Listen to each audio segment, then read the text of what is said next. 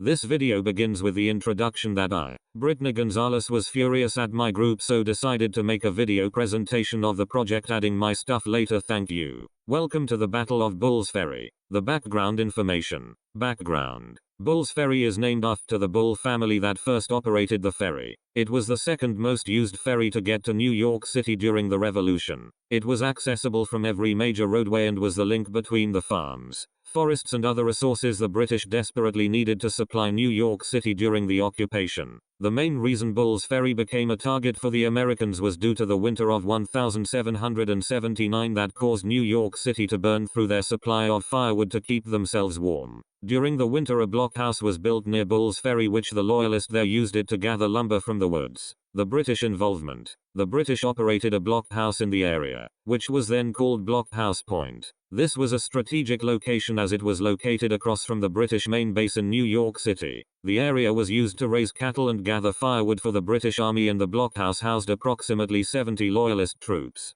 The British had their main army up in New York, and George Washington constantly shifted the Continental Army around the area to keep watch on them. On the 20th of July, Washington ordered General Anthony Wayne to attack the blockhouse at Bull's Ferry and capture the cattle if possible. How many troops? Henry Lee rounded up large numbers of cattle and drove them back for use by the Continental Army. General Wayne started a cannon bombardment of the blockhouse that had little effect. The impatient soldiers under his command rushed on the blockhouse, but were unable to pierce it, taking heavy casualties. Wayne eventually called the attack off. Having suffered 15 dead and 49 wounded out of almost 2,000 soldiers, the British had only 70 men defending the blockhouse, but they held off the attackers, with only 5 killed and 16 wounded. His is now my added part. See, I did do my part. What generals? Fighting for the American side was Anthony Wayne, no, not Bruce Wayne, haha. And in the other corner, Thomas Ward beating America's side like a boss. Since there is no real picture, here is a picture of the flag. How beautiful.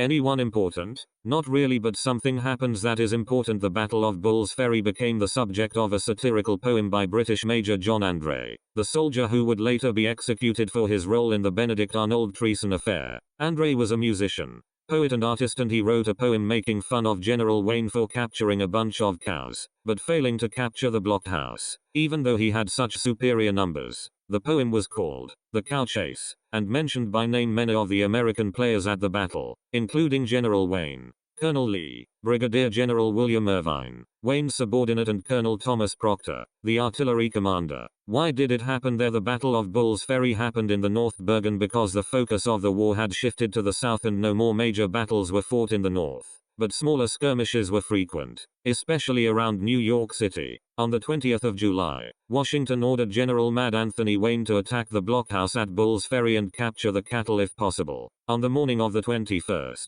Wayne sent the dragoons, soldiers on horseback, under Henry Lighthouse Lee to capture the cattle, while Wayne led an attack on the blockhouse itself. Why was it important? The Battle of Bull's Ferry was important because the Redcoats' base was located in New York, and the area they occupied was used to raise cattle and gather firewood for the British Army. The blockhouse housed approximately 70 loyalist troops who guarded the cattle, chopped wood, and watched out for Patriot infiltrators. This was a strategic location to strike the handicap the British soldiers. How did it impact the war? The Battle of Bull's Ferry did not impact the war. The main reason why it didn't impact the war was because it wasn't an American victory, although it proved to be successful in the end. What remains are left. Bull's Ferry currently is now an area along the Hudson River just north of Weehawken and Port Imperial in the towns of West New York, Gutenberg, and North Bergen in New Jersey. The area to this day still takes the name Bull's Ferry to commemorate the Bull family who operated a row and sail ferry for the growing city of New York. There are not any markers that indicate the Battle of Bull's Ferry Saldi. Are there markers that are there today? No, there are not any markers that inform you about the Battle of Bull's Ferry. On the 238th anniversary of the battle, the North Bergen Board of Commissioners announced that they will recognize the Battle of the Bull's Ferry with a plaque at the site. How did this battle impact the legacy of the war in New Jersey? The result of this war was the death of 15 enlisted men killed,